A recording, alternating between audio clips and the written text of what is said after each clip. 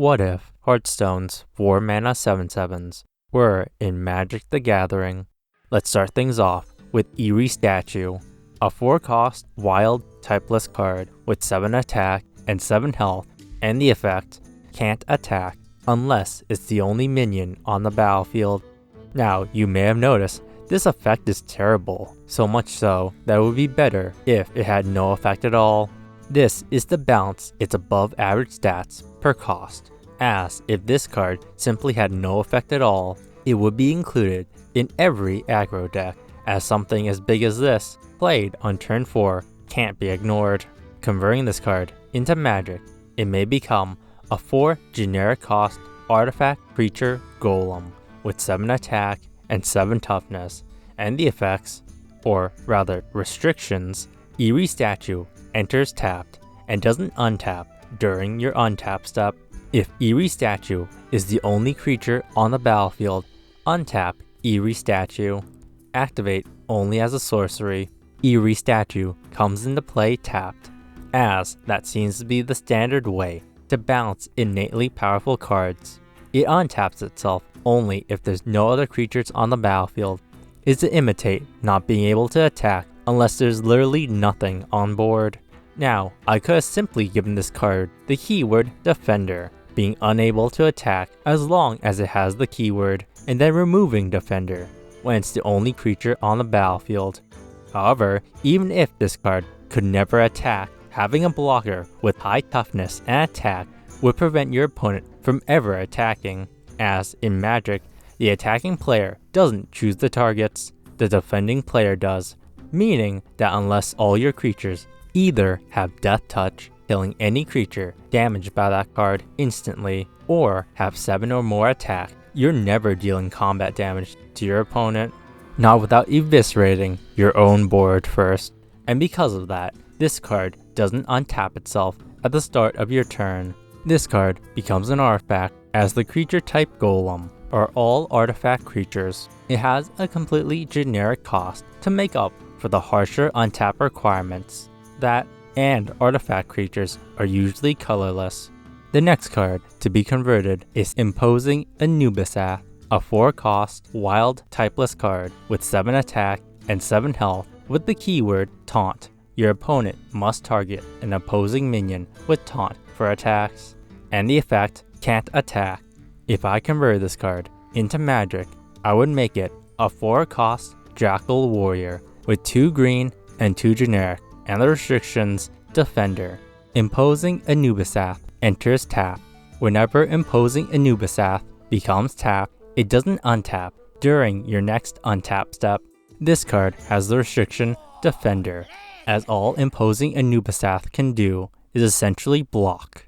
It also has the additional restrictions of not untapping itself after being tapped to prevent the aforementioned impenetrable wall situation, forcing you to be careful when you want to use Imposing Anubisath to block, as it becomes a lot less reliable, giving your opponent some counterplay if they manage to tap Anubisath. It has a green cost since Imposing Anubisath is a Jackal, a creature type abundant in green. Next card up is Selfish Shellfish, a 4-cost wild beast with 7 attack and 7 health, and the effect Death Rattle. Your opponent draws 2 cards, Death Rattle being an effect that triggers when this card dies. Converting this card into Magic, I would make it a 4-cost Oyster with 3 blue and 1 generic, with 7 attack and 7 toughness, and the restrictions Selfish Shellfish enters tapped and doesn't untap during your untap step. Sacrifice an island, untap Selfish Shellfish. When you control no islands, sacrifice Selfish Shellfish. When Selfish Shellfish dies, target opponent draws 2 cards. I added the extra requirement of sacrificing islands to untap this card, as Selfish Shellfish doesn't have any combat restrictions, meaning I had to implement another way to untap this card. This card has a blue cost, as it's an aquatic animal that lets your opponent draw cards when it dies, as blue is the color that draws the most. The next card up is where it all started, Flame Wreath Faceless, a 4-cost Shaman class card with 7 attack and 7 health with the effect Overload 2.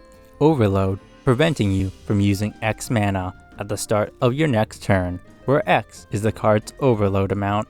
Class cards being cards that can only be used by the specified class, allowing space for more powerful effects without having to worry as much on bouncing.